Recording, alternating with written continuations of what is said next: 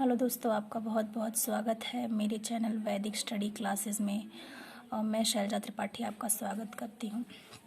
दोस्तों, मेरे कुछ दिन से वीडियोस नहीं आ रहे थे क्योंकि मेरी तबीयत थोड़ी ख़राब थी, पर और इसमें आज मैं वीडियो बना रही हूँ। देखिए, फ्रैक्शन एंड डेसिमल 2.2।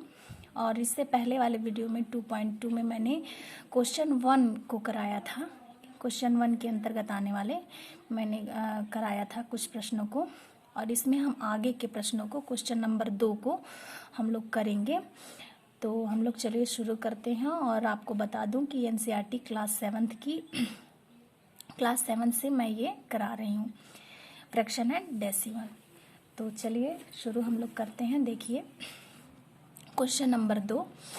और अगर आपने मेरी पहले 1 के क्वेश्चन, इस 2.2 के 1 के प्रश्नों को नहीं देखा हो तो मेरी इससे पहले वाली वीडियो में जाके देखिए। और चलिए हम लोग शुरू करते हैं।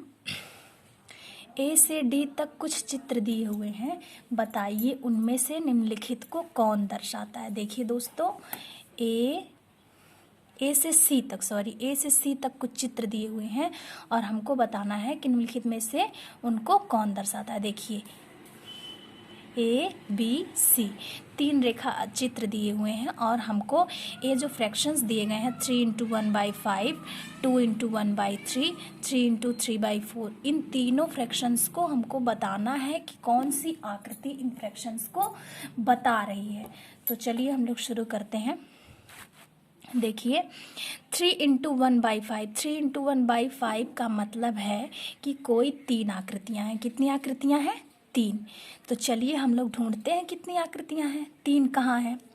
1 2, यहाँ पर केवल 2 ही आकृतियां हैं, तो ये तो होगा नहीं। बी में हम लोग देखते हैं 1 2 3, 3 आकृतियां तो हैं, लेकिन आगे हम लोग देखते हैं कि ये फ्रैक्शंस को फॉलो कर रहा है कि नहीं। 3 आकृतियां तो हैं, लेकिन उसमें 5 पार्ट्स होने चाहिए। कितने 5 पार्ट्स होने चाहिए? 5 पार्ट्स होने चाहिए।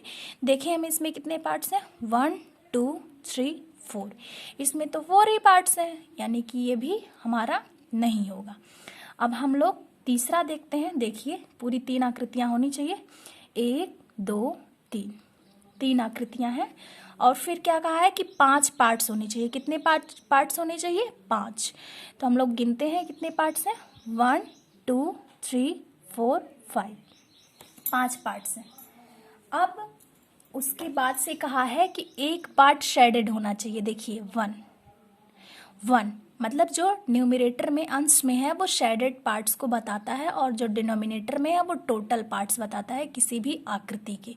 यानी पूरी 3 आकृतियां हैं, 1 2 3, उसमें 5 पार्ट्स हैं। देखिए 5 पार्ट्स, 1 2 3 4 5, 5 पार्ट्स हैं। और एक पार्ट शेडेड होना चाहिए। देखिए 1 शेडेड होना चाहिए, तो देखिए एक पार्ट शेडेड मिल रहा है हमको यहाँ पर। देखिए दूसरे में भी 5 पार्ट से एक पार्ट शेडेड मिल रहा है, तीसरे में भी 5 पार्ट से एक पार्ट शेडेड मिल रहा है। यानी ये आकृति हमारी, हाँ, और क्या कहा है? Is equal to 3/5। 3/5 का मतलब कि टोटल पूरे 5 पार्ट्स हैं। 1 2 3 4 5, 5 पार्ट्स हो गए। अब उसमें फिर कहा है कि 3 पार्ट शेडेड। 3 पार्ट तो शेडेड होंगे ही, क्योंकि अगर हम काउंट करें 1 2 3, तो टोटल 1 2 3, 3 पार्ट शेडेड हो गए। और टोटल पार्ट्स कितने हैं? 5, 1 2 3 4 5। यानी कि जो पहली आकृति है 3 × 1/5 इज इक्वल टू 3/5, वो हमारा सी दर्शा रही है, ये वाली आकृति। तो ये हमारा हो जाएगा पहले का सी। अब बढ़ते हैं हम नेक्स्ट की तरफ। दूसरा देखिए, दूसरा है 2 × 1/3 इज इक्वल टू 2/3। 2 × 1/3 का मतलब है कि कोई 2 आकृतियां हैं। कितनी आकृतियां हैं? 2 आकृतियां हैं। तो हम लोग देखते हैं कहाँ 2 आकृतियां हैं। देखिए 1 2, इसमें देखिए 1 2 3, इसमें 3 आकृतियां हैं, तो ये तो होगा नहीं। 2 मीन्स कोई 2 आकृतियां हैं। देखिए यहाँ पर मिल रहा है 2, 1 2, 2 मिल रहा है। अब फिर कह रहा है कि उसमें 3 पार्ट्स हैं। कितने पार्ट्स हैं? 3 पार्ट्स हैं। हम काउंट करते हैं 1 2 3 1 2 3, 3 पार्ट्स हैं, ये भी मिल गया हमको। फिर क्या कह रहा है? एक पार्ट शेडेड है। देखिए न्यूमरेटर बता रहा है शेडेड पार्ट्स को। एक पार्ट शेडेड है, हम देखते हैं। देखिए 1, एक, इसमें यानी कि एक पार्ट शेडेड मिल रहा है, यानी टोटल आकृतियाँ कितनी, 2, 1, 2, 2 है। और पार्ट्स कितने उसमें, 3, देखिए 3, 1, 2, 3, 1, 2, 3। शेडेड कितने हैं, एक शेडेड है दोनों में, देखिए। और इज इक्वल टू कहा है 2/3, बिल्कुल 2/3 होगा क्योंकि 3 पार्ट्स हैं, 1, 2, 3। कितने शेडेड हुए, जब एक एक दोनों में शेडेड हुए तो कुल मिलाकर कितने शेडेड हुए, 2 शेडेड हुए, तो 1, 2। तो यानी कि हमारा जो दूसरा है, दूसरे का ए हो जाएगा। दूसरा जो भिन्न दिया है, फ्रैक्शन दिया है, उसका ए आकृति फॉलो कर रहा है, दर्शा रही है, तो हमारा दूसरे का ए हो जाएगा। चलिए हम बढ़ते हैं तीसरे की तरफ। तीसरा देखिए कहा है 3 × 3/4 is equal to 2 whole by 1/4। 3 × 3/4 is equal to 2 whole by 1/4।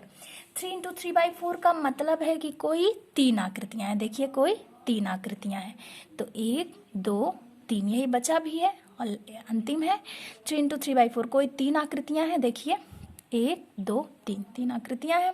उसमें पार्ट्स कितने हैं, 4। देखिए डिनोमिनेटर पार्ट्स बताता है ना, 4 पार्ट्स हैं। हम काउंट करते हैं कितने पार्ट्स हैं, 1, 2, 3, 4, 1, 2, 3, 4, 1, 2, 3, 4, 4 पार्ट्स हो गए।